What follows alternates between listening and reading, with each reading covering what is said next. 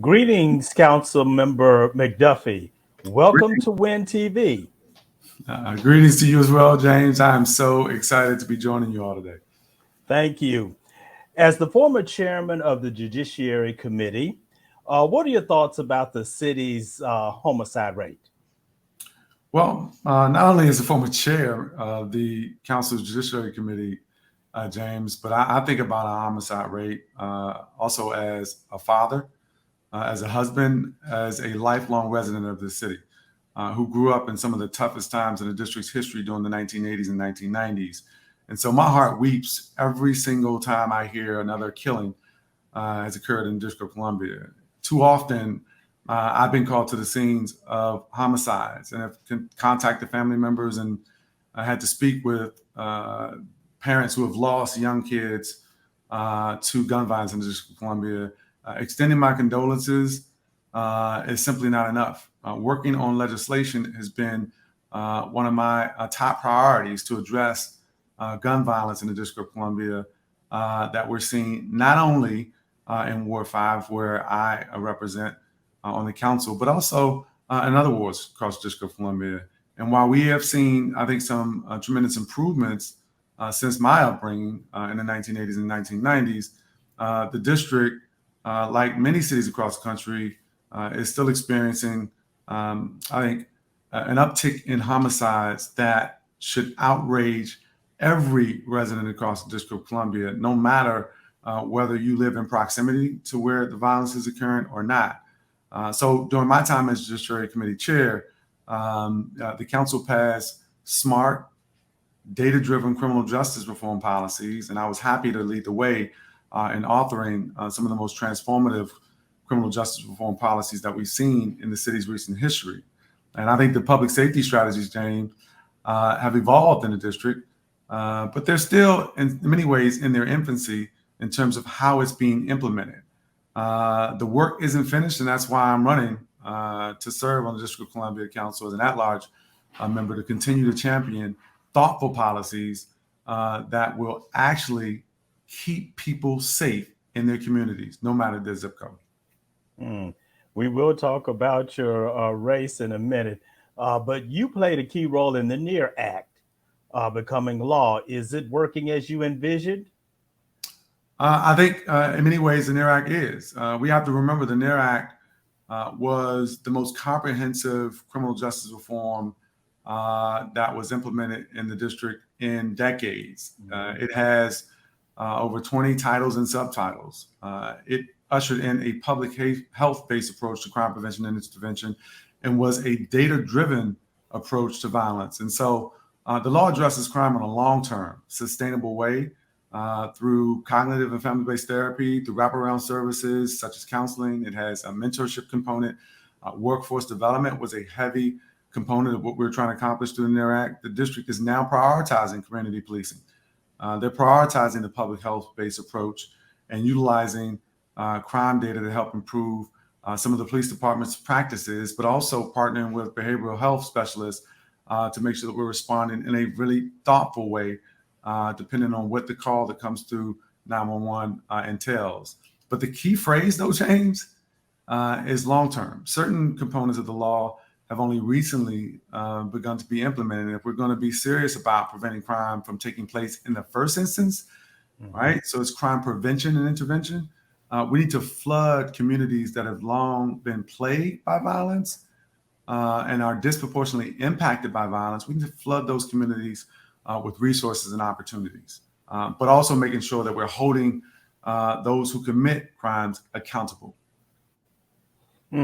There are some people who say, well, all you need to do is just hire more police officers, and that's the best way to combat gun violence. Do you agree with that? I think it's an oversimplified way of looking at what is one of the most intractable issues that cities throughout history have faced, right? It is crime and violence. You can't simply say you're going to hire more police and expect that you're going to prevent crimes from happening in the first place. We cannot have people, particularly leaders, fall prey to the temptation of responding with the 1980s war on drug strategies that have been proven to have failed, communities across the country and in District of Columbia in particular. So it's not just simply saying we need to hire more police. It's hiring the right amount of police officers, and that's one tool, right? It's not exclusively a panacea to combat crime in a vacuum. And so we have to make sure that we're partnering the accountability of having police officers who are policing communities in a thoughtful way.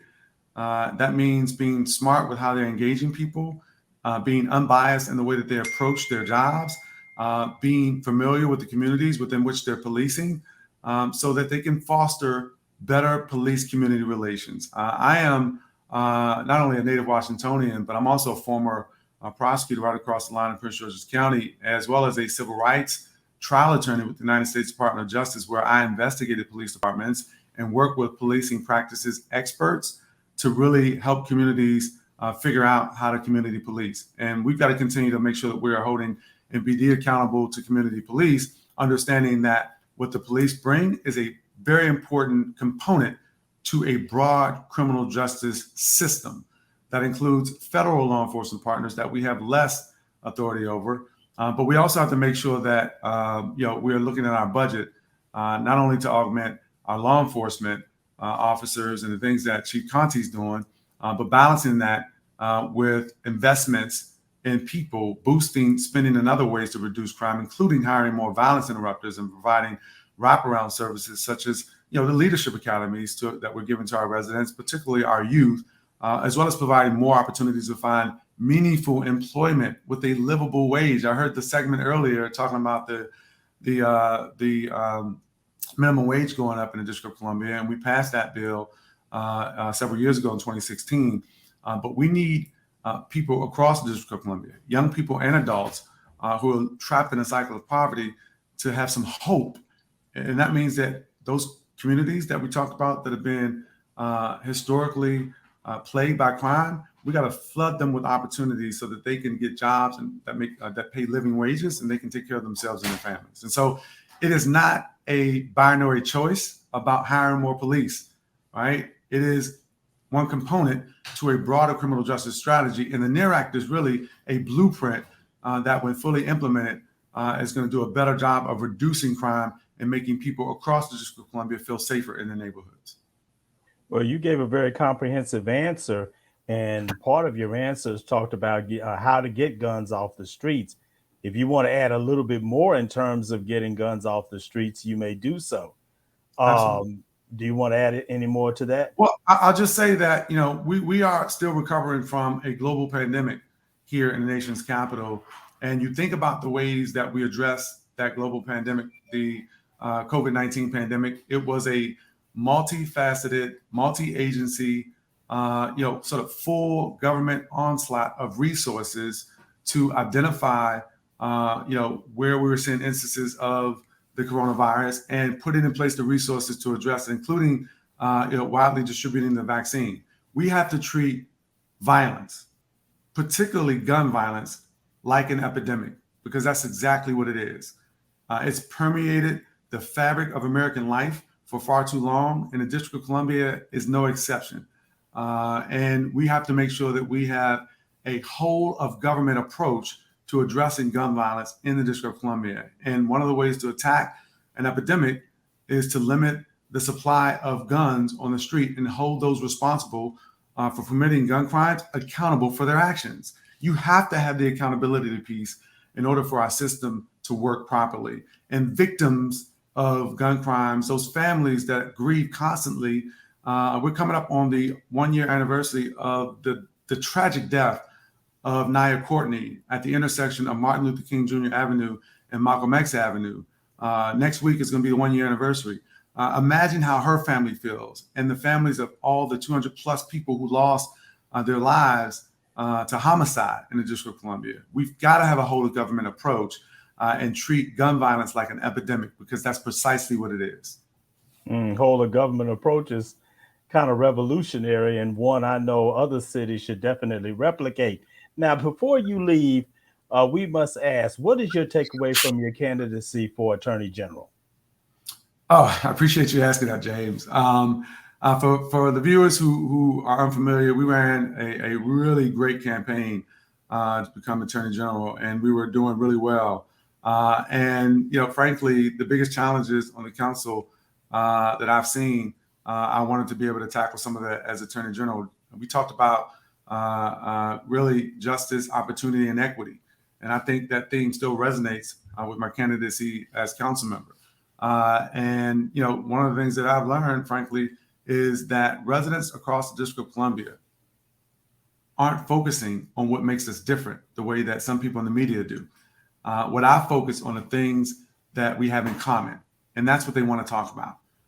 And so I learned what matters most to residents in every ward, 1 through 8 in the District of Columbia, regardless of what neighborhood they live in or zip code, is not what makes us different. Residents want to feel safe when they walk out of their front doors of their homes.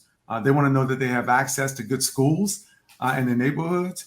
They want to know that the air that they breathe in their community is clean, and their leaders are focused on finding solutions to everyday challenges, particularly for those residents who have unmet needs. And so I'm going to continue to focus on what brings people together, our common interests, our shared goals, and running, what really is a positive race for at-large council member. And I have heard both as my campaign as Attorney General and also my campaign now for council member is people want to be inspired and have hope.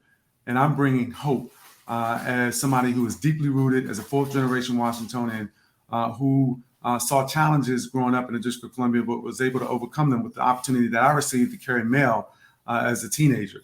It really changed everything for me. It is what allowed me to save up money to go to Howard University and to graduate in the top 5% of my class and go on to become a lawyer and do all the things that I talked about earlier. And so people want to focus on what brings us together and how to tackle those really tough challenges that they're facing in their communities, like staying safe, as well as facing some of the housing challenges that we're seeing with affordability.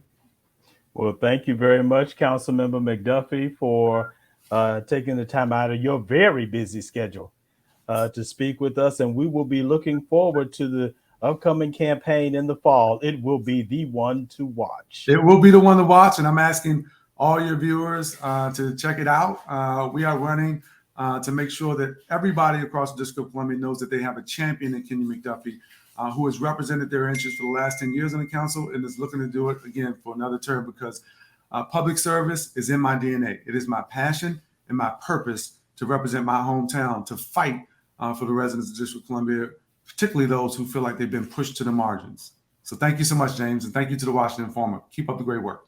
Thank you. Thank you.